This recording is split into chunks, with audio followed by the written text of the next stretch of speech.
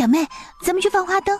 季承霄和萧敬晨则紧跟在两人身后，姐妹俩一同跳着花灯图案样式。季儿小姐，叶小姐，好巧，看到萧敬晨居然也在。陈哥哥，你也在啊？季灵是出于看戏的目光打量，瑞王若是和其他女子有纠缠，就不要来找小妹了。论辈分，你该喊本王一声叔叔，不喊也该喊本王一声瑞王。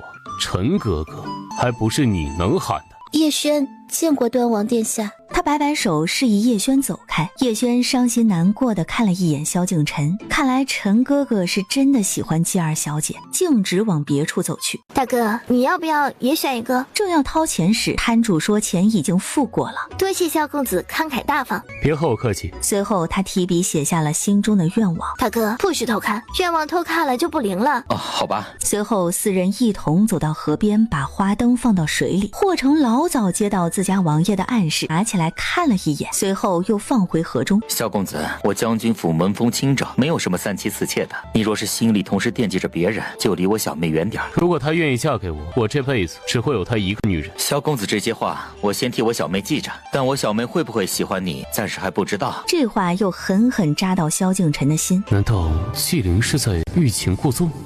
小妹，那里有对诗的，咱们也过去看看。几人走过去时，纪灵一眼便瞧见季时宴。二哥，你们也来了？我们是特意来看二哥对诗的。小妹难道不是来对诗的吗？二哥莫要打趣我，我哪有这般才能，我半个字也不会。小妹，咱们又不懂，看着就好了。季时宴不禁无奈地笑一声。只见台上的先生给出一个上联：天涯共赏一轮月。只见季时宴提笔写道：海角同饮两地情。二哥果然有才，台下的群众也纷纷赞叹：二哥好棒！小妹谬赞了。沈玉方才也写了下联，没选上。季二小姐也来对诗吗？我不会。沈玉见纪灵如此坦率，不禁笑了起来。他冷冷凝视沈玉，似是无形的警告。中秋佳节对诗，大家也都是兴致来潮，季二小姐不妨也试一试，赢不赢都无所谓，重在参与。季二公子，你也觉得呢？小妹，你感兴趣可以试试看，大家也都是雅兴来了写着玩的，不一定是来比赛的。我没这个才能。灵儿喜欢就参与，中秋嘛，图个乐子而已，好与不好都不会有人笑话，你大胆的写。你觉得我会怕人笑话？我不是这个意思，我只是怕你不好意思。你喜欢就参与，不喜欢咱们就看着，都随你。这一轮不对联子，大家自发奇想写一首诗，任何形式的诗句都可，题材不限，参与者请在规定的时间内交上来。小妹，这个简单，想写什么就写什么，你确定不写个试试？纪灵无奈地朝天上望了一眼，忽然想到了龟田居和师傅，随即他提笔洋洋洒洒写到：举头望明月，低头思故乡。沈玉没想到纪灵的字居然写得这么好，萧敬晨不免有些心慌起来。如果纪灵心中早就装满了一个人，那他还有希望吗？小妹，诗咱们也写过了，现在要不要去别的地方看看？二哥要一起吗？不了，你们自己玩，二哥待会儿还有事。纪灵和季心迪、季承霄三人走后，沈大人，不该惦记的人还是别惦记，那不是你能觊觎。萧敬晨放下话后，又默默跟在后面。回到府中时，萧敬晨躺在床上翻来覆去，又想到纪灵写的那句话，顿时又伤心起来。翌日，纪灵和季心迪找到纪岭川，说想去怀州的事。去可以，让小七带人跟着你们一起去，你们独自出门啊，我可不放心。好吧，去同你娘和你大哥说一声。爹放心，我和小妹玩2日就回来。随后姐妹两人又去找季夫人说了一番，季夫人自然同意。拿着，出门在外的，多些银钱傍身，以备不时之需。谢谢娘。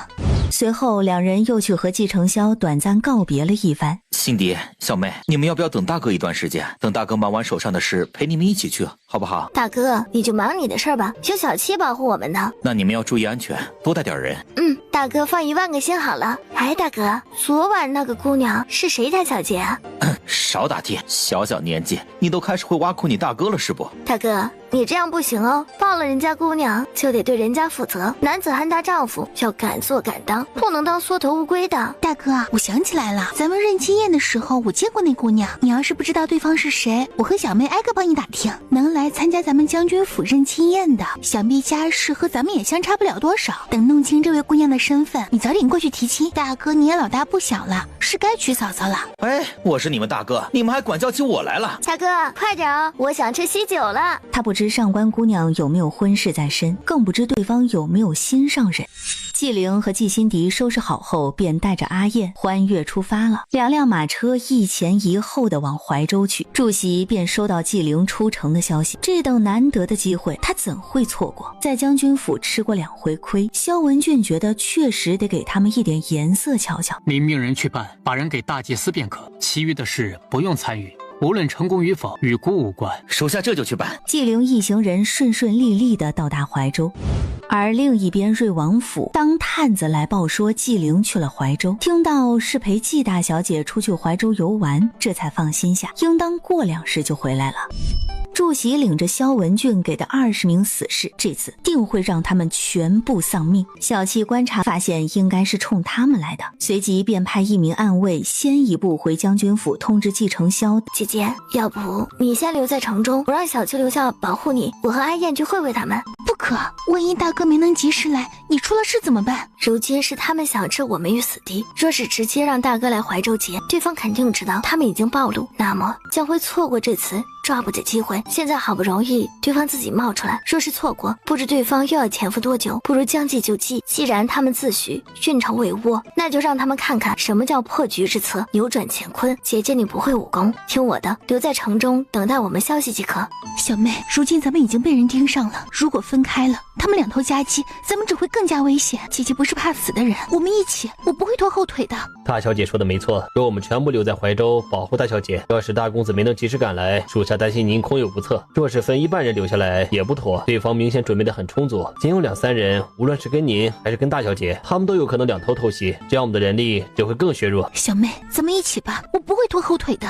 行吧，那咱们一起，但不能打没有准备的仗。随后纪灵去药铺买了几味药粉调配，给每人分了1包。准备好后，一行人便出发回了昭京。2辆马车没有赶得很快，而是像出游一样走走停停看看。此时纪灵一行人的马车缓缓驶到一片林子，来了。出发前，纪灵给他匕首，他觉得他用斧头更顺手。四周无数暗箭从林中迸发出来，钉在2辆马车上。阿燕和欢悦2人各守一边，2名黑衣人被划了一刀，便翻身后退。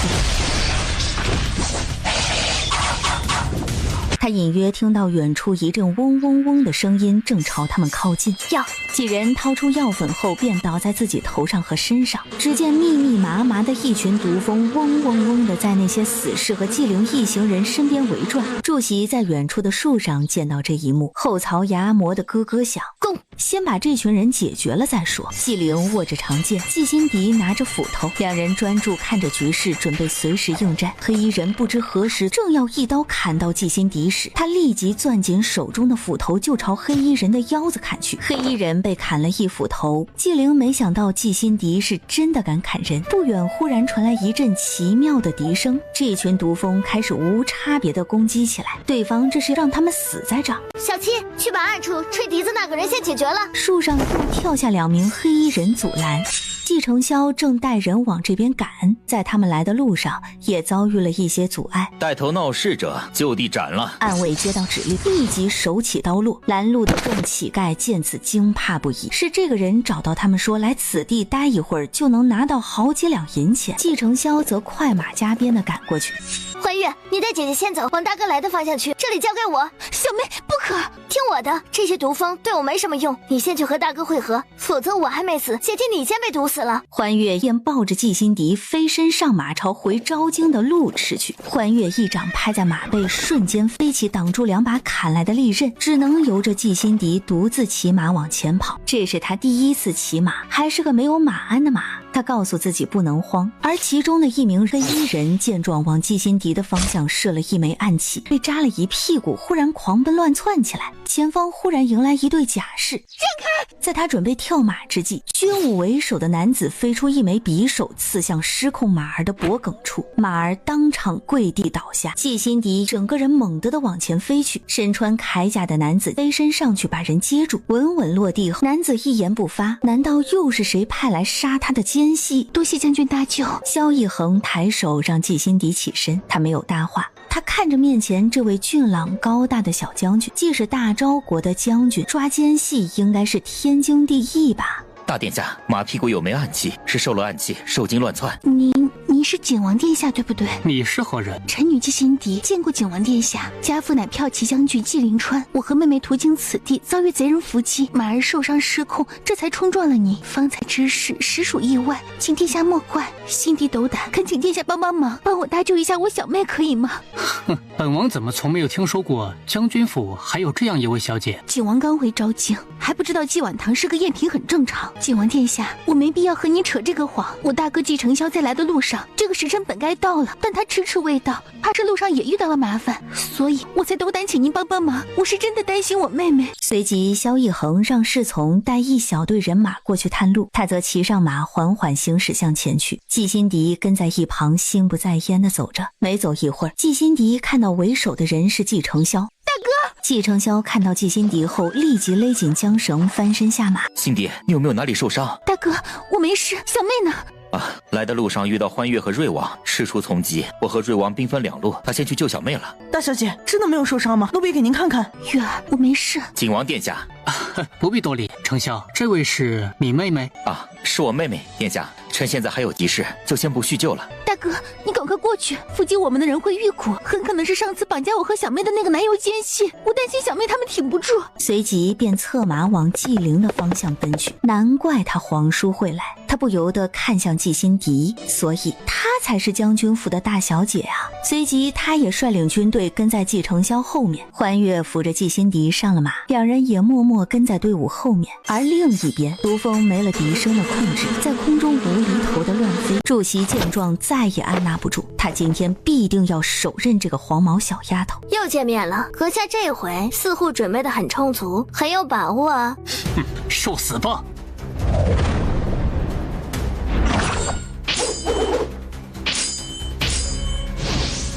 这时萧敬腾也带人赶来了，看到纪灵和一蒙面人缠斗时，随即握紧佩剑，飞身踏马，一脚踹飞祝席。抓活的。祝席着实没想到纪灵的援军能来这么快，他在手下的掩护下，一边撤离，一边抽出腰间的短笛吹了起来。萧敬腾带来的人没有任何防护措施，只能先行对付冲上来的毒蜂，数枚暗器朝纪灵射来。萧敬腾见状，一把拉过纪灵，替他挡住，暗箭噗的一声径直插进他肩膀中。霍成傻眼，他家王爷在干什么？那不是能躲吗？为什么不躲？纪灵慌忙把人扶住，方才是在替他挡箭吗？霍成见状，赶忙跑过来把自家主子扶住。你先扶住他，我先把毒蜂给解决了。这时季承霄和萧逸恒也赶了过来。季承霄听到小七的汇报后，直接带人朝祝席的方向追去。皇叔居然受伤了，萧逸恒带着军医立即过去查看。军医方才说，这等毒性中毒到发作不到半个时辰便会毒发而亡。姬儿小姐，案件有剧毒，你一定有办法救王爷的，对不对？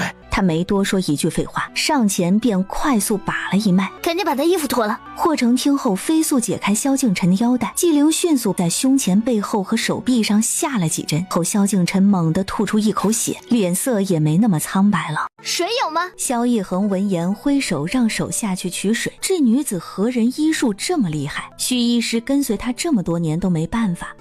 萧敬腾意识逐渐清醒，漱漱口，张嘴。萧敬腾乖巧的像个小奶狗。姬儿小姐，这个是解药吗？不是，只能暂缓几个时辰，还得尽快回去医治。霍成听后赶忙把自家主子扶起，谁知萧敬腾冷脸给他一个警告，还不停地暗示他走开。他家王爷又抽的什么筋？皇叔，你怎么样了？无碍。姐姐，你可有受伤？季心迪摇了摇头。小妹，大哥去追奸细了，我们要在这儿等他吗？等一会儿吧，应该跑不掉的。姬儿小姐，王爷的毒我怕其他大夫不会治，我只信得过你。劳烦您帮我把王爷带回去看一看吧，这里就交给我吧。霍成说完，手一松，转身就走了。萧敬腾顺势就往纪灵身上倒去。纪灵和季心迪两人见状，赶忙扶住。而萧敬腾倒过去时，他双臂径直抱住纪灵，他愣愣地抱着，松手也不是，抱紧也不是。紧接着，他心跳的节奏也跟着加快起来。两人就当着这么多人的面，就这么水灵灵的抱着。大皇子不是在这里吗？他不是也要回昭京吗？瑞王的这些举动，一看就是故意的，他也太会了吧。皇叔就一点也不害臊吗？皇叔，我正要回京，还是让我送你回去吧。大殿下别呀！王爷为了能抱一下季姑娘，硬生生用自己的身体当肉盾才换来的。季灵撑着萧敬晨的身子想挪开一点去。灵儿是不愿意送我回去吗？你送我回去好不好？原本要让萧逸恒带回去的话，就这么堵在喉间说不出来。玉白，咱们不顺路就不麻烦你了，灵儿送我回去就行。什么不顺路？想和心爱的人捆在一起就直说。这么多人在这儿，小妹又不傻，瑞王这是想考验小妹心中有没有他吧？这一点小心思呀，哎呀。啊，对，大殿下，皇宫和瑞王府不顺路，不麻烦您了。萧逸恒没眼看，霍成立即去把马匹牵到纪灵和萧敬晨身侧。季姑娘，王爷就麻烦你了。扶着。霍成是想搭手扶人，奈何自家王爷纹丝不动。你先松手。哦。随后纪灵跨步上马。上来。萧敬晨的魂已经兴奋地飞上了天。萧敬晨坐稳后，轻轻揽住纪灵的腰。拿这里。太远了，我没有力气。罢了。纪灵妥协。姐姐，我们先回去，让小七在这等大哥就行。季心迪点点头，随后欢悦去牵了一匹马过来。他扶着季心迪上马后，也跟着上了马，坐在季心迪身后护着。这么说他不会骑马，那方才的情况那么紧急，他不禁佩服季心迪的勇气和臂力。萧逸恒也赶着回去复命。与此同时，祝席被三方人马围剿，双方你来我往，展开强烈厮杀，拼死替他杀出一条生路，但他仍身中几刀，一路把人追到一处断崖。祝席踏马奔到崖边时，便驾着马一同跃下悬崖。去崖底搜，活要见人，死要见尸。祝席跳崖后，他死死抓着马儿身上的鬃毛，马儿在下面给他当了肉垫。祝席看了一眼四周环山的路，推算着追兵会从哪里赶过来，不知道跑了多久了。当季承霄赶到崖底时，又让这家伙给跑了。另一边，纪灵带着萧敬晨回到瑞王府，他只想尽快处理好伤口，再写下药方就能走人了。谁知小厮放下药箱和衣袍后便直接出去了。你府里的人就这样的？这不怪他们，平日都是霍成贴身伺候的，我不喜欢和太多人接触，用惯了霍成，他不在都是我自己来。今天这个男人的戏有点多。瑞王这么说，那只能等霍成回来再救你了。我先告辞。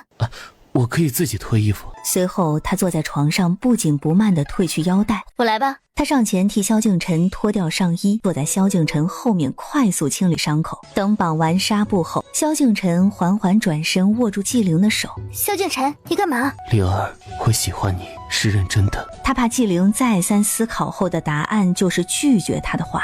你不必着急给我一个答案，给我一个机会好吗？若是3个月之内你还是不喜欢我，我绝不缠着你。我考虑考虑。他激动地拉着纪灵的手臂，就想把人抱在怀里。萧敬晨，我说的是考虑，还没答应你。萧敬晨看纪灵脸上躲闪含羞的神情，他很想捉弄一下。你放心，我萧敬晨对天起誓，只会对你一心一意，绝不纳妾。萧敬晨，我还没说要嫁给你呢，你是不是想得有些快了？我只是想要让你明白我的心意，我说的都是真心话，我也能做到。好了，我知道了。他起身去拿笔写下药方，按方子抓药服用即可，让小厮进来伺候你。时候不早了，我就要回去了。不容萧敬晨作妖，纪灵已经快步朝门外走去了。他坐在床上勾唇笑了笑。灵儿这是害羞了，背也不疼了，人也有力气了。来人，备水。纪灵慌不择路地回到将军府，他脑袋里面乱糟糟的。情欲这东西果然会让人丧失理智。而另一边，霍成回府了，看到萧敬晨正在端碗喝药，他松了一口气。王爷，感觉怎么样？好些了没？去拿一点盐过来。盐？王爷，喝药不用放盐，您是说蜜糖吧？你觉得本王盐和蜜糖都分不清了吗？他家王爷最近脑子里的想法，他是一点都读不懂了。王爷，盐来了。解衣。霍成讷讷地上前给萧敬晨解衣宽带，把纱布解开。霍成震惊，王爷这是想干什么？莫不是想在伤口上撒盐？王爷，你要干嘛？往伤口上撒点盐，快点。闻言，霍成瞳孔震惊，快点。王爷，这好好的干嘛往伤口上撒盐呀？会很疼的，这又不利于伤口愈合，可能还会让伤口溃烂呢。我今天跟他表明心意了，他是会考虑的，证明他心里有我的，所以不能让伤好的那么快，否则他就不来看我了。所谓趁热打铁，我得好好抓住这次机会，让他认清自己的心，不然我怕他冷静几天后又不同意了。他不禁佩服他家王爷的勇气呀！快点，现在撒上，明日一早便能去将军府把他叫过来了。情爱这种东西着实可怕。别磨叽，快点！王爷，那属下真撒了，您做好准备啊！他两眼一闭，便往萧敬腾后肩上撒去，这刺痛感直接贯穿他整个后背，指尖狠狠扣着桌面。王爷，能不能受住？要不要先清理一下伤口？没事，再忍一忍就好了。萧敬腾硬生生扛了一晚。纪灵一觉醒来后，精气神好多了，直到下人来说大公子回来了，迫不及待地去找季承霄。大哥，人没抓到吗？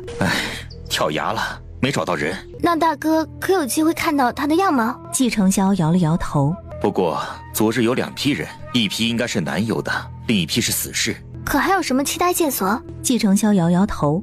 这时小厮来报说瑞王府的人在门口等候，想请纪灵过去给瑞王看病。昨天不是看过了吗？什么病啊？他府中没有大夫吗？昨天情况紧急，瑞王替我挡了一剑，剑上有剧毒，我过去看看吧。说完他径直朝门外走去。主席命大，他吊着一口气回到僻静小院附近，手下看到后立即施救，他活了下来。他硬着头皮走进萧敬腾的寝殿，只见萧敬腾躺在床上，面色有些苍白。季姑娘，您来了，劳烦您看一下王爷。今早发现王爷身子不太对劲儿，赵太医又不在，只能一大早叨扰您过来。他上前给萧敬腾把了一脉。怎么会这样？他昨晚干嘛了？啊，没有啊，我先去打盆水来。霍成蹬腿麻溜的出去了。你昨晚吃什么了？药膳粥，没有吃别的了。起来，我看看你的伤。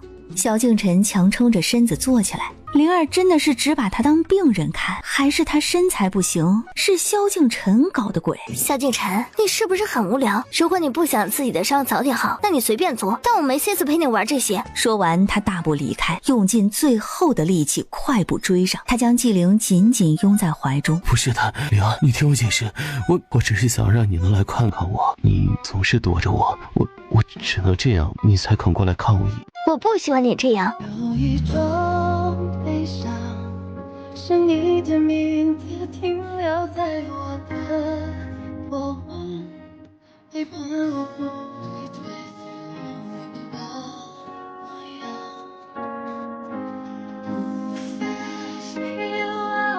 不喜欢我这样的，是喜欢清源那样的，还是沈毅那样的？纪灵惊愕转过身，他一脸蒙圈。你每天脑子里面就是这么胡思乱想的吗？我说过，只要你说不喜欢我便不会缠着你。是我自作多情了，你走吧。他胸前好闷，好堵，好难过。纪灵不知怎的，看得胸口一阵抽疼。我没有说不喜欢你，我是说不喜欢你这样虐待自己。你是不是上糊涂了？萧敬腾闻言身子一惊，他径直扑过去，再次把人抱住。所以你也喜欢我，对吗？纪灵被紧紧抱着，心中的情绪跟着对方的心跳一直翻涌着。看到萧敬腾这样，他会难过，这应该是喜欢吧。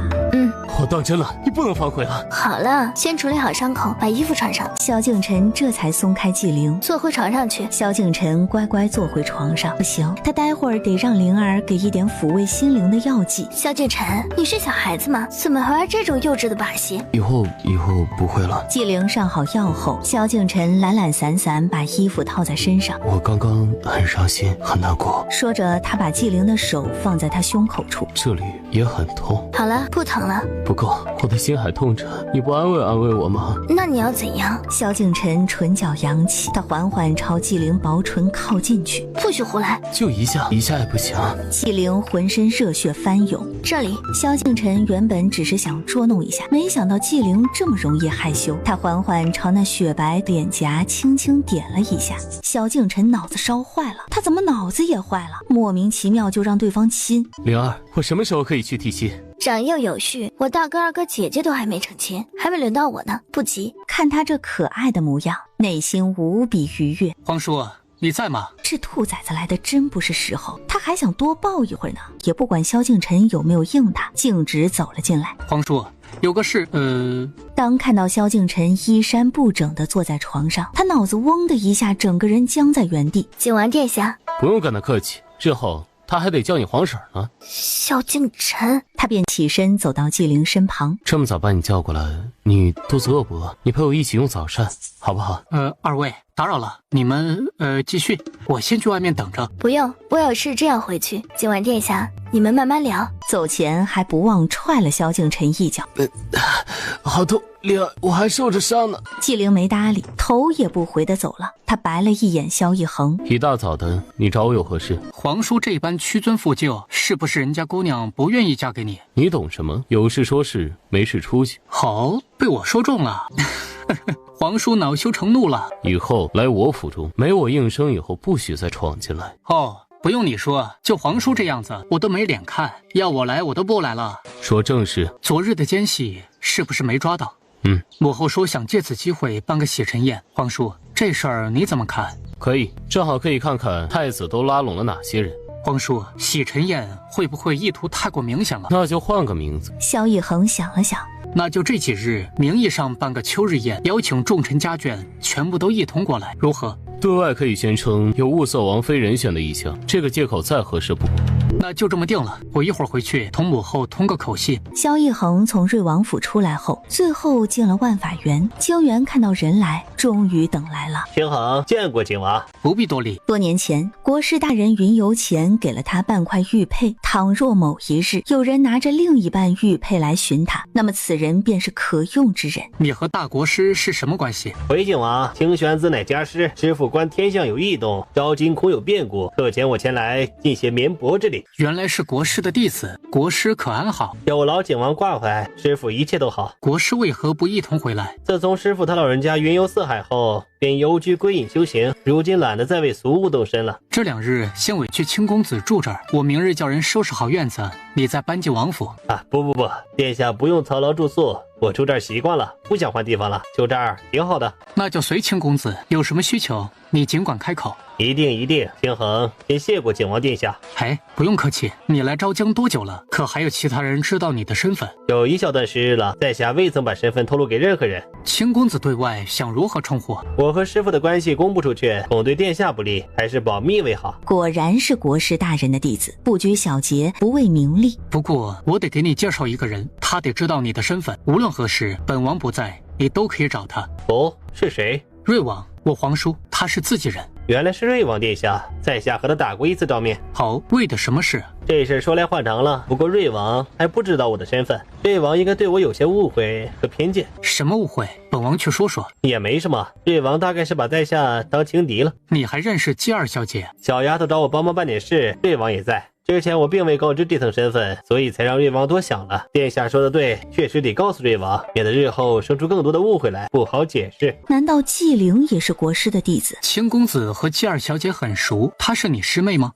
没有很熟，打过几次交道。那改日我约皇叔出来，重新给你们介绍一下。那就有劳景王安排了。很快，秋日宴的帖子便下发到昭京众权贵世家的府中。夫人啊，这2日你要同2个女儿讲讲宫中要注意的事宜。这皇宫可不同其他地方，行事还是低调些为好。夫君其实不用担心的，辛迪和灵儿都是沉稳内敛的孩子，不会特意去出什么风头，更不会故意说些什么话引人注意。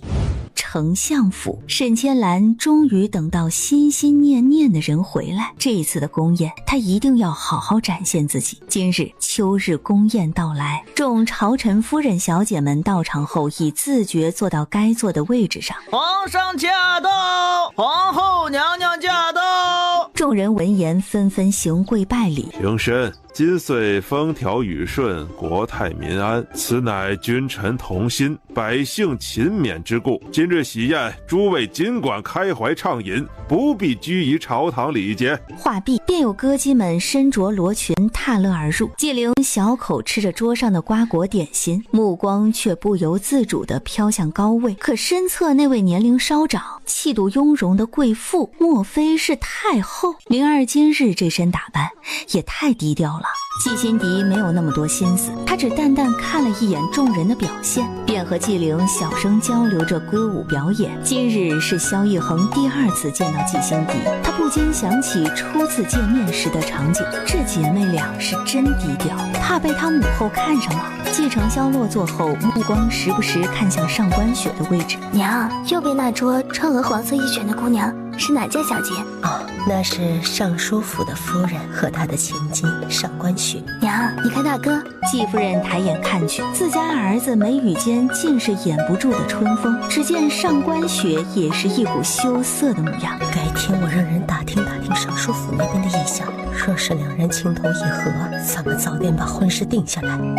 娘说的没错，我瞧上官小姐人不错，与大哥很般配。哦，真的？你们见过？在中秋那日见过，那日人多百姓挤兑，大哥一直护着上官小姐，两人可登对了。等宫宴结束，明日他就派人过去打探打探。这往年宫宴多是乐师献艺，朕观诸卿家公子千金皆端庄秀雅，想来是各有绝技吧。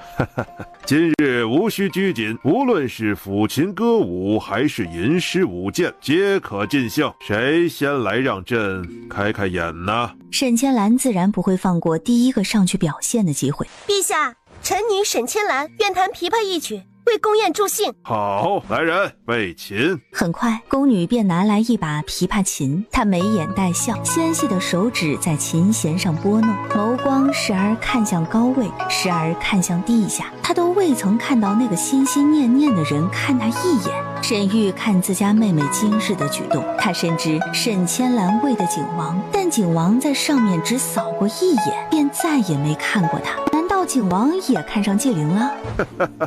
赏！沈千兰谢恩退下，他回到自己的位置上，目光直直地看着萧逸恒。几轮下来后，听闻前几天大祭司又因这两女子栽了跟头，好在命大没死。李淑妃听后轻蔑地笑了笑，因宫宴缘由，她才得以从冷宫出来。她正找不到理由刁难，太后此举正合她意。季夫人面色稍稍有些难堪，太后是故意来给她女儿挑刺的吗？太后娘娘开了口，臣女自当遵从，只是才艺寻常，还请太后娘娘莫要见笑。说的哪里话？宫宴上众小姐各显才能，无非就是凑个热闹罢了。这里不是选拔赛，你姐妹俩有什么才艺，尽管露出来让大家瞧一瞧，过过眼。他比谁都清楚季心迪在赵家过的什么日子，字都不认识几个，更别说才艺了。那臣女就给大家献上一舞，还请妹妹给我伴奏。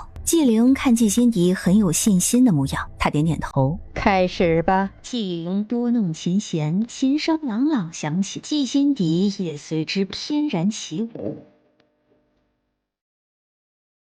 而上面的萧敬腾和萧逸恒莫名的替这姐妹俩紧张起来，他眸光紧紧盯在纪灵身上，心中不免忐忑起来。那两颗眼睛就像不受控制一般，紧紧锁在殿中翩翩起舞的人身上。他才终于看到一个能让自己儿子感兴趣的了。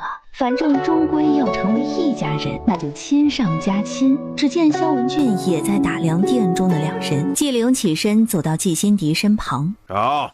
纪灵和季心迪谢恩后回到自己的位置上。叶之年看了一眼自己的女儿叶轩，随即上前朝朝景和帝鞠了一礼。陛下，臣今日想借此机会同瑞王讨个当年的允诺，还望陛下和诸位做个见证。哦，是何事啊？国公直说。当年亥水一事，国公替他挡了一箭，他允诺过日后国公有什么需求，他都会答应。国公大人想要本王如何兑现呢？您只说，本王若是能做到的，定在所不辞。今日所求不为别的，就是想让瑞王娶了轩儿，这对于瑞王来说是能做到的事儿吧。话落，萧敬腾面色一僵，纪灵捏紧酒杯，瞳孔微震。国公大人换别的吧，这个恕难从命。为何？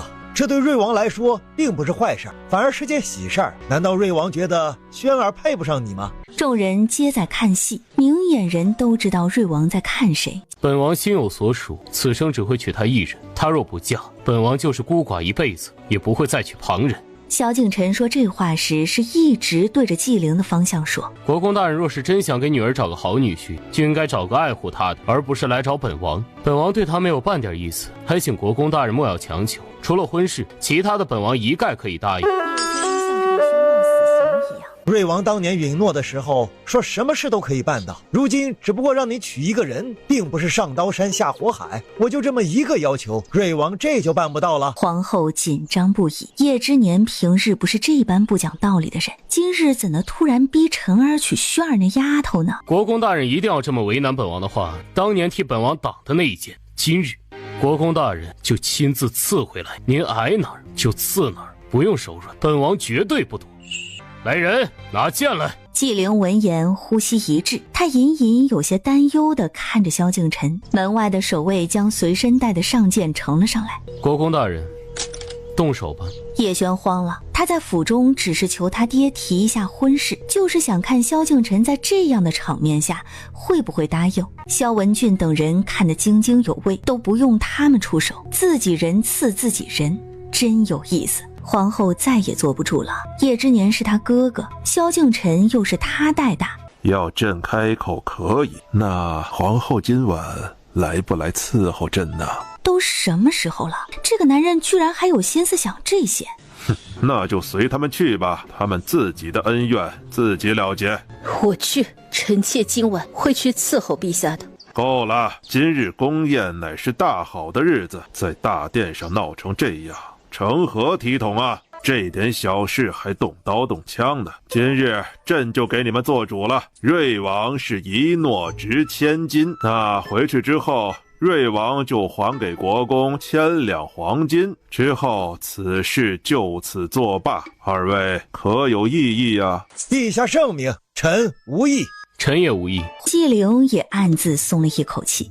哎呀，今日还有谁要朕替你们做主的？都站出来，朕一一都替你们解决了，免得日后伤了和气。全场无声。那都没有的话，就继续吧。又过了几个环节后，便到了众人走动敬酒的环节。沈千兰终于等到机会来了，她端着酒杯缓缓走到萧逸恒案几前。景王殿下，臣女沈千兰乃当朝丞相沈绍元之嫡女，今日宫宴承蒙陛下恩典，有得殿下在此，臣女无以为敬，谨奉薄酒一盏，祝殿下身体康健，万事顺遂。殿下，臣女先干为敬。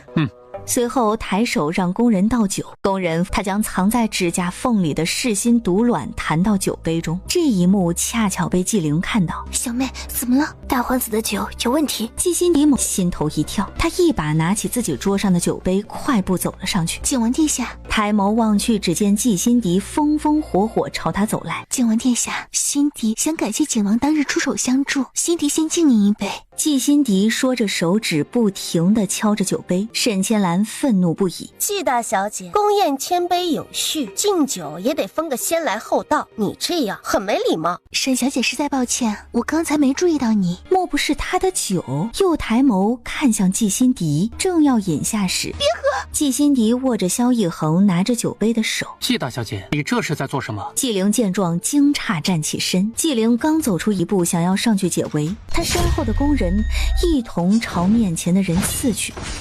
那尖锐的匕首深深刺进他的后背，他痛苦地叫了一声，他抬腿出击，工人被纪灵这一脚扫腿撞到后面的桌子上。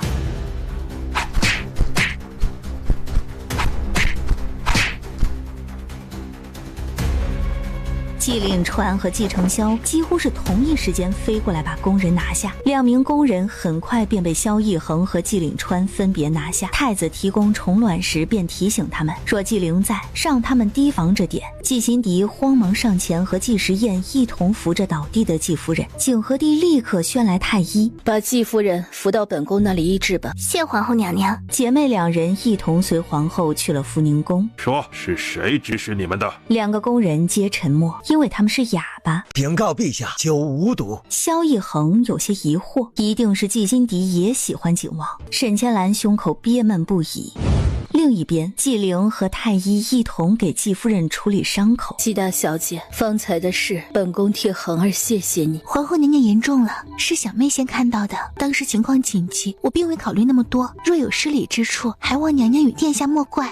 怎会？本宫与恒儿赶接你们还来不及，往后你姐妹二人若是有空闲了，尽管的来宫里陪本宫说说话，解解闷。娘娘折煞臣女了，幸好殿下无事，感激二字不敢当。娘娘若不嫌臣女姐妹笨拙，往后我和小妹得了空，便进宫来陪你说说话，只求不扰了娘娘的清静才好。福宁宫就本宫一人，清冷得很。你们若是能来添添人气，让这福宁宫鲜活鲜活，本宫高兴还来不及呢。这时太医走了出来，见纪灵和婢女在替季夫人换着衣裳。小妹，娘的伤势如何？还好没伤及心脉，已经脱离了生命危险。纪灵和季心迪谢过皇后后，便打算带着季夫人先行回府。当纪岭川等人听闻季夫人没事后，父子三人也松了一口气。去把季二小姐醒过来。片刻后，纪灵重回到大殿中。灵儿，劳烦你验验酒。只一眼，他便看到虫卵还在。景王殿下，可愿献几滴血？当然可以。他决定还是咬破手指为好。他滴了几滴血进去，不一会儿，可以重新验毒了。萧敬晨在一旁看得很冷静，果然，陛下有剧毒。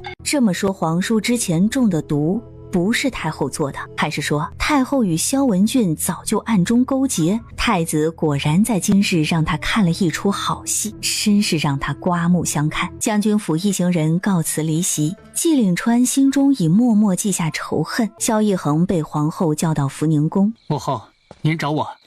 恒儿，你待会儿备一些礼，亲自去将军府道个谢。季夫人挨那一道，想必也是将军府两位小姐插手的缘故。但若是没有他们，今日你怕是凶多吉少。母后放心，这些孩儿都懂，一会儿孩儿就去。恒儿，母后从前总对你说要宽以待人，是盼你心存仁善，将来能成大事，做个明君。可是如今你身在储位之争中，这些道理对某些人是万万不能再用了。咱们对那些行事磊落、心怀坦荡的人才能这般的做，对那一些藏奸耍滑、暗箭伤人的小人，咱们的宽容便是给了他们可乘之机，退让只会让对方得寸进尺。母后，孩儿已经看明白了，你放心，我不会再和从前一样让着他的。皇后欣慰的点点头，今日之事她绝对不会善罢甘休。萧逸恒要去将军府的消息很快传进萧敬晨耳中，恒在萧逸恒前往将军府的必经之路上等着。皇叔有事要去将军府啊？礼物给我，我替你去。不，本王得亲自去道谢，不用皇叔代劳。那我陪你一起去。皇叔去将军府做甚？明知故问。宫宴上不是才见过，这才分开多久，皇叔就耐不住了？要你管，本王乐意。两人到达将军府时已是傍晚，纪岭川赶忙从季夫人的房中出来迎接。萧逸恒直接禀明来意，把两位小姐都叫过来，他要当面致谢。纪灵和季心迪两人一同赶到。季大小姐，今日的事谢谢你。景王言重了，是小妹发现的，不是我。但是你上来阻止的，否则本王就喝下了，所以得谢谢你。季心迪含笑沉默，接下这声致谢，也谢过季二小姐。景王不必客气。灵儿，我有一些事情想问你，可否借一步说话？纪灵狐疑地看着萧敬晨，最后还是带对方来到了一处无人的亭子下。有何事？他两手撑起纪灵的腰侧，把人抱到石桌上坐下。今日我被人逼婚，你为何一句话都不说？我能说什么？你就不怕我被人抢走吗？姻缘这事儿讲究的是缘分，强求不来，能被抢走的就不属于我的。若今日我被逼娶了别人，你是不是也无动于衷？你难道就一点也不在乎吗？还是你根本就不喜欢我？这男人怎么总是一副患得患失的模样？我对感情向来顺其自然。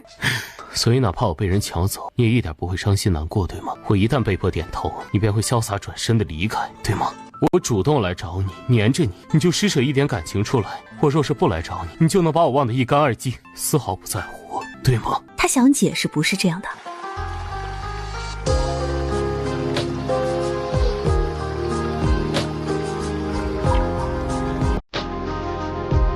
纪灵惊诧不已。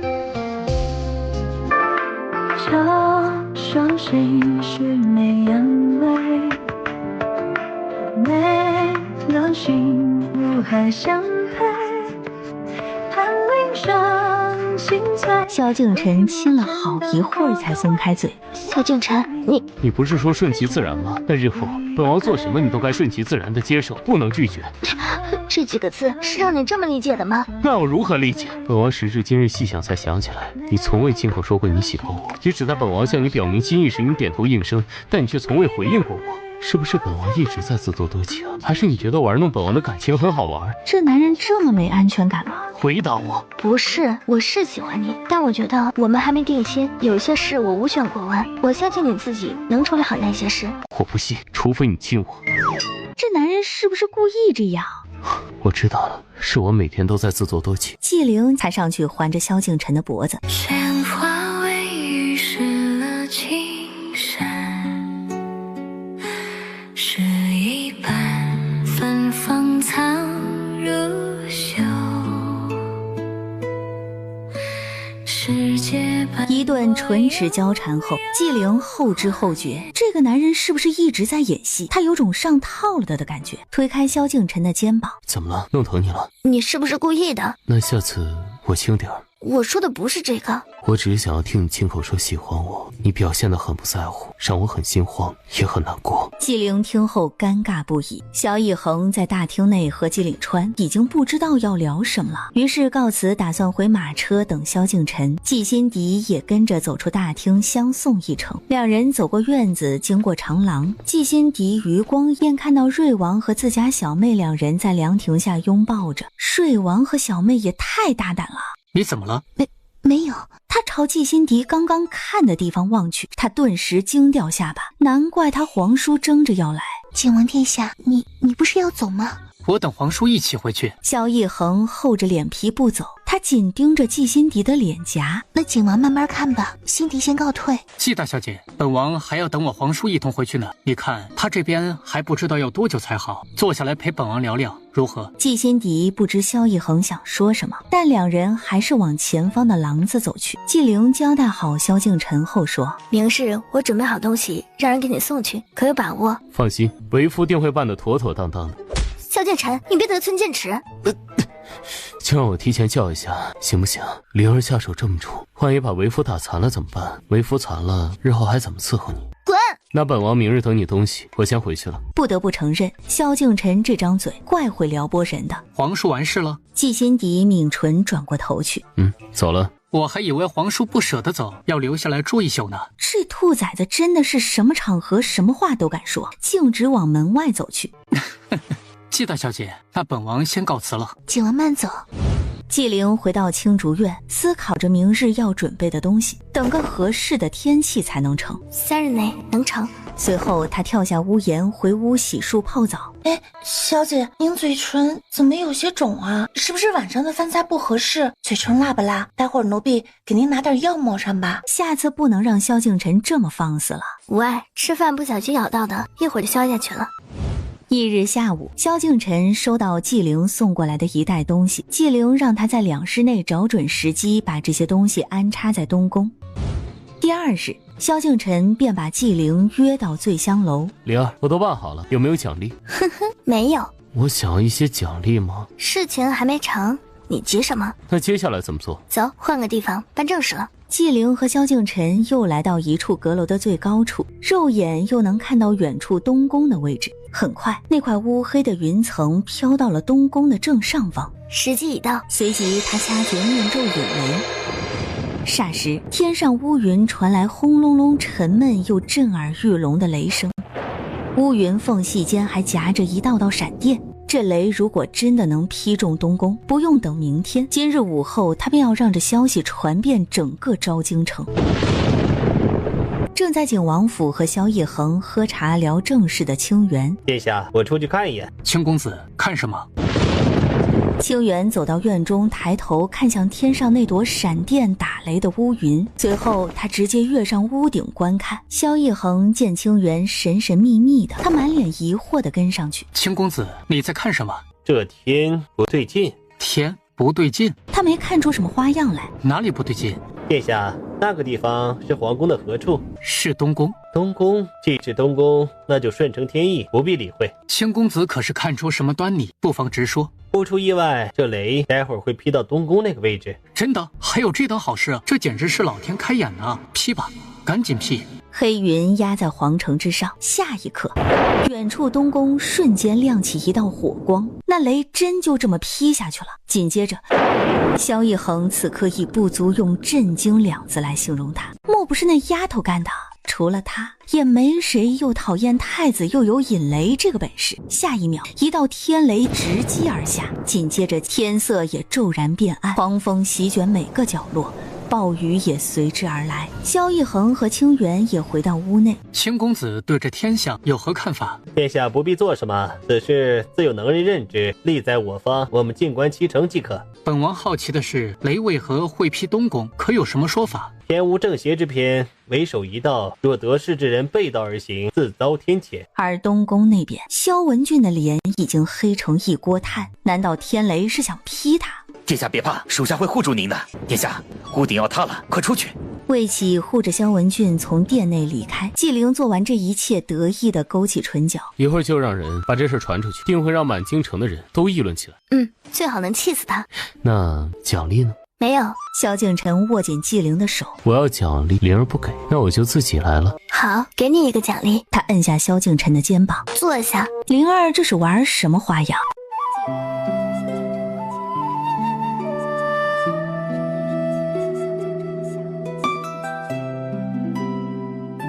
好了，该回去了。纪灵转身朝门外走去。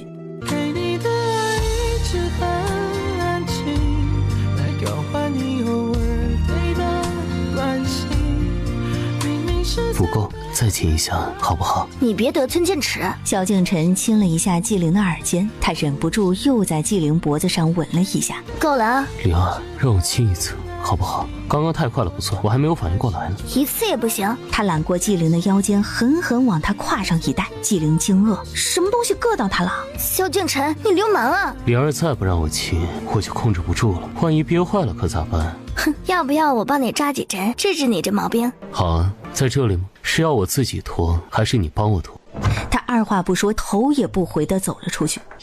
什么时候能娶回去啊？快忍不住了，今晚又得自己解决掉吗？东宫被雷劈这事先是传到景和帝和皇后的耳中，景和帝让人暗中盯好3个儿子的动向。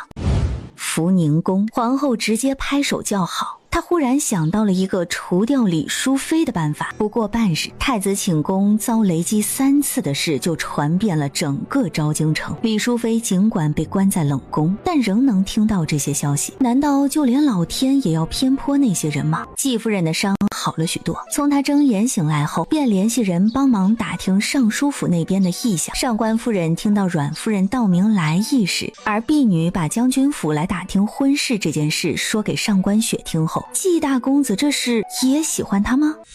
上官雪还在为此事烦忧，连晚饭都没什么胃口。雪儿，饭菜不合胃口吗？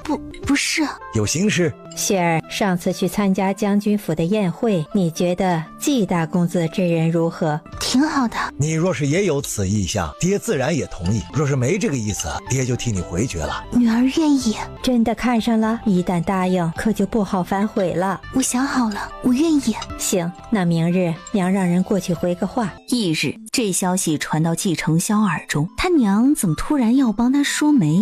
娘，我听说你要找人替我说媒，谁家姑娘啊？是尚书府的小姐上官雪。娘那日在宫宴上看你一直盯着人家瞧，灵儿他们说你跟上官小姐情投意合，娘这才替你做了主。是我们误会你了吗？是他啊！哎呀，昨日我只是让人去探探口风，还没派人正式说媒呢。若真是误会了，我就没误会。他巴不得把人家娶回家呢。那边是怎么答复的？就在刚刚，尚书府那边来话，这桩婚事啊，他们也愿意，娘这才要找人去说媒呢。那就有劳娘安排了。娘，我还有事，就先走了，你好好休息啊。开心的都忍不住想要蹦几下，得先去挑件礼物。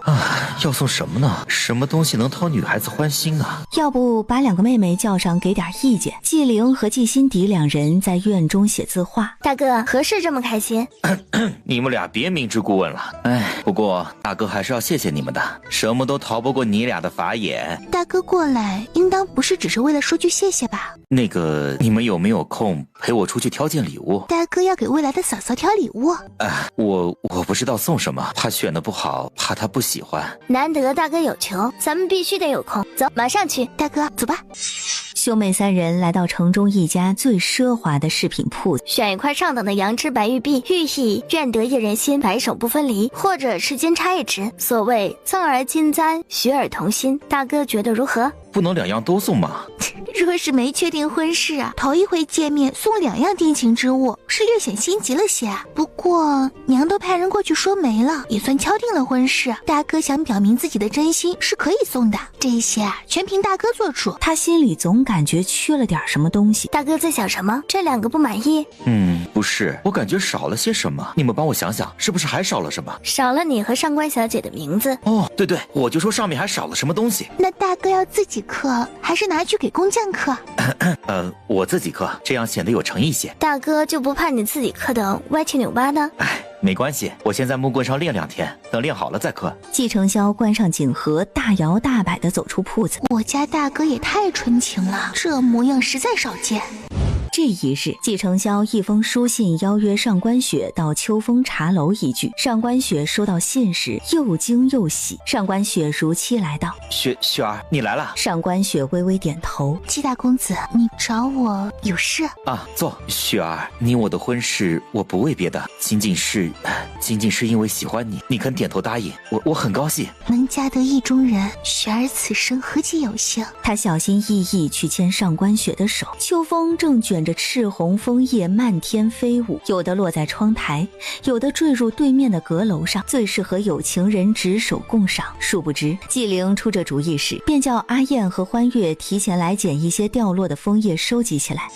而对面的阁楼处正在喝茶议事的萧敬全3人，那不是他的灵儿吗？随后他目光往下看了一层，季承霄和上官雪在下面相会，萧一恒看得目瞪口呆，这2小姐也太没架子了吧，这不得等2位殿下戏份看完才能继续谈正事。季灵匍匐到屋檐边，季承霄瞬间傻眼，被发现了。大哥这什么反应啊？当然是吃惊了。将军府的人都有趣的很，她嫁过去应该不会太无聊。雪儿，这个送你。谢谢。你回去再看好不好？好。上官雪回府时打开一看，她不禁甜甜的扬起嘴角。傍晚，季灵听到婢女来传话，说是瑞王找她有急事，都快虚实了，什么事儿这么着急？带她到瑞王府时，季姑娘来了，快里面请，王爷在等你呢。什么事儿这么急着找我？那个王爷在等您呢，您去了就知道了。季灵随着霍城绕过几条路，来到一处庭院。找我有何事？没什么大事，只是不想要错过今日，便把你叫了过来。不想错过今日？今日初5，我记得我们第一次见面那日就是初5，又是我们相识的第5个月，我想要纪念一下和你一起过。就这？对啊，难道我们的事不算大事吗？算。喝点酒怎么样？什么酒？流霞酒，喝过吗？季灵摇摇头。那要不要试试？这是皇宫的御用酒，来尝尝看。季灵端起酒杯，小口酌了一下，确实是好酒。好。随后2人在月下庭院挥舞着长剑。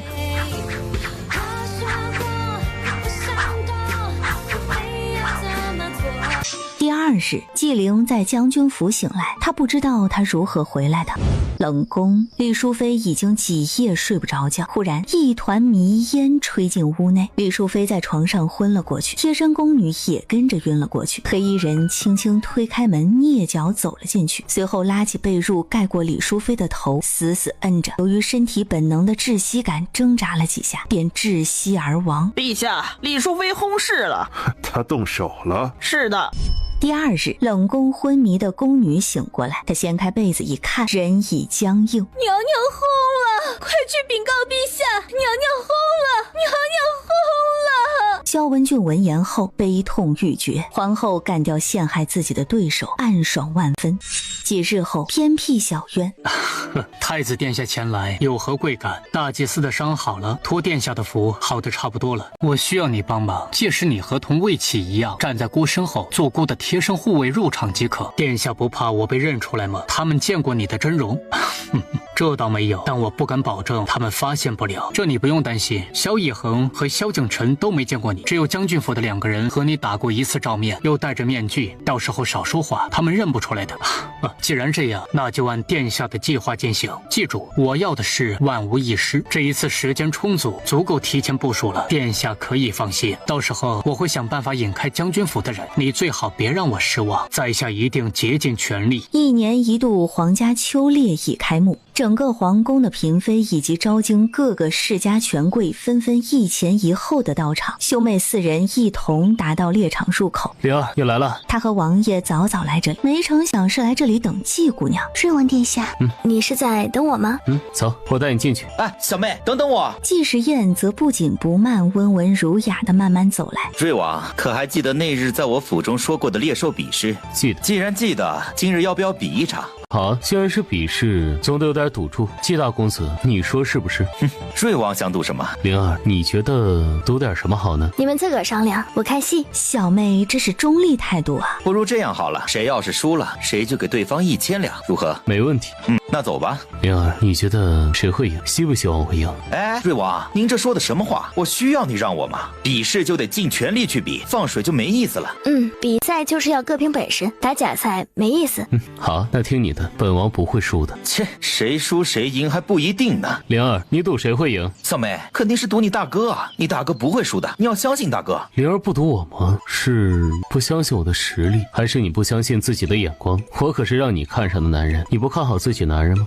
瑞王，你过火了。什么叫你是他的男人？你俩八字还没一撇呢。季心迪忍不住了，他拿着帕子掩嘴笑了起来。灵儿，你说我是不是你男人？是。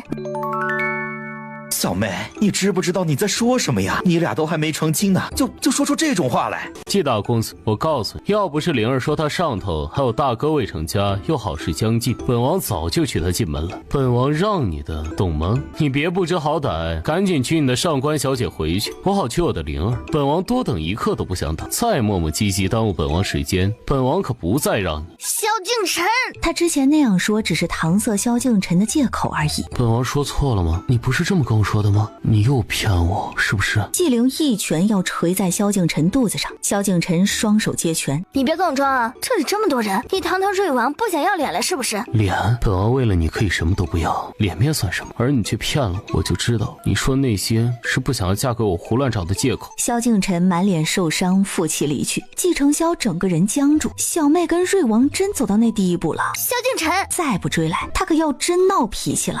瑞王是不是生气了？这男人脾气怎么比女人还小气？萧敬晨，说吧，又想要怎么骗我？猎场人多，全是眼睛，别装了，正经点。你求我？我求你。那你赌谁呀？赌你，赌你。既然灵儿赌了本王，本王绝不会让你失望。这瑞王还真让小妹给看上了。皇叔，他急急忙忙朝萧敬晨走来。皇叔，好巧，走吧，咱们一起进去。青公子也来了。承蒙景王台准许在下一同进来观赏观赏。他没想到清源居然和萧逸恒认识，一行人结伴走进猎场。祭祀仪式后，景和帝讲了一些致辞。季灵和季心迪在女眷这边游玩，萧逸恒、萧敬晨和季承霄整装好，准备要出发。皇兄，今日要不要比试一场？好啊，皇帝，今年可不会再让着你了。孤从来就不需要皇兄让着。4人整装好后，一同离开摄谱库。季灵和季心迪在女眷区这边悠闲地吃着瓜果。沈小姐，季大小姐，光坐着吃也是无趣，不如咱们去那边比比投壶怎么样？沈小姐想怎么比？以咱们头上的金钗作为头筹，谁输了，谁当众拔下头簪送给对方，还要当众大声说一句自己不如对方，敢不敢比？沈小姐这般说，可介意我也参与？不行，谁不知道你会武功？这些对你来说就是小菜一碟，你要是参与，胜了也是胜之不武。本小姐和季大小姐都不会武功，我们俩比试才显公平，所以你不能参加。沈千兰死死咬唇。季大小姐，我不如你，行了吧？说完，沈千兰甩袖愤然离去。与此同时，萧逸恒和清源正在林中捕猎。萧逸恒和清源转过头，2只体格肥膘的老虎朝他们扑来。猎场怎会有猛兽？两只猛虎显然对这几匹马丝毫不感兴趣，四周的飞禽走兽全逃离此地。纪灵不禁想到今日萧逸恒身后跟着的清源，他不禁担忧起两人。两位姐姐，你们在这玩，我去林中看看。小妹，你也要去猎兽吗？他们可能出事了，我去看看。你们在这儿注意安全。谁出事了？不确定，方才看到远处的鸟兽四处逃窜，林子里面可能发生一些事，我去看看。那你小心些，欢月，你也同小妹一起去吧。不用，有阿燕陪着我就好，或许也没什么事儿，我只是去看一眼，别担心。两人才驶入林子，便看到萧文俊等人横在路中，掉头。萧文俊带人立刻围了上来。季二小姐要去哪儿？萧文俊，你到底想干嘛？当然是想留住季二小姐。季二小姐才刚来，一只猎物都没打到，要空手而归吗？孤陪你狩猎如何？你以为拖着我就能胜券在握吗？季二小姐这么聪明，不妨猜一猜，姑接下来要做什么？你要做什么都无妨，本姑娘就陪你在这耗着。而另一边的萧逸恒，老虎一跃朝他冲去，萧逸恒拉紧弓箭，3支箭从弓上飞出，清源竟跟悬针飞进了老虎骨缝里，老虎瞬间失去力气。祝席带着数十名黑衣人便亮起刀剑冲了上来，萧敬腾立刻带人往东边赶去。当他赶到时，萧逸恒和清源两人正在和几名黑衣人搏斗，同时赶来的还有季承霄。祝席看到来了人便想逃，他方才亲眼见到萧逸恒被蛇咬了，但萧敬腾岂会放过哪个黑衣人？祝席一身轻功在树梢上飞跃着，萧敬腾立即追上去，但一直在担忧纪灵等人的季心迪却看见了。月儿，我还是不放心，你快过去看看。是，小姐。欢月立即起身前去，应该没事的，可能只是皇子或者公子间的比赛斗争，每年皇家狩猎都是如此，妹妹不用太过担心。季心迪点点头。萧敬腾几乎是刀刀要命，祝席很快落入下风。住手！我是太子的人，只要你们能放我一条生路，我全盘托出。来人，绑了！霍成立刻跑过来，把祝席五花大绑起来。萧逸恒整个身子顿感乏力，整个人径直的栽倒下去。请王殿下！清源赶忙上去把脉，殿下中毒了，是蛇毒。萧敬腾二话不说上前就要把萧逸恒扛走。毒素已经开始扩散，现在必须控制，等回到赵营中再施就已经来不及了。你会治？在下现在只能先控制住毒素，不让其进入五脏六腑。要治还得找解蛇毒的草药。清源为其施针驱散一些毒素，不是拖住纪灵就行吗？怎么还有一个会解毒的？欢月策马奔得很快，他才刚驶入林子不久，便看到远处拔刀围着几个人，带头的还是太子，他得回去禀告大小姐。欢月远远的又掉头回去找季心迪。出事了，何事？太子带人拔剑围攻二小姐，但还没动手，双方还在僵持着。他脑子飞速运转，得去找人去帮帮他们。上官雪闻言也担忧了起来，咱们去找皇后娘娘。三人急急忙忙跑过去找皇后。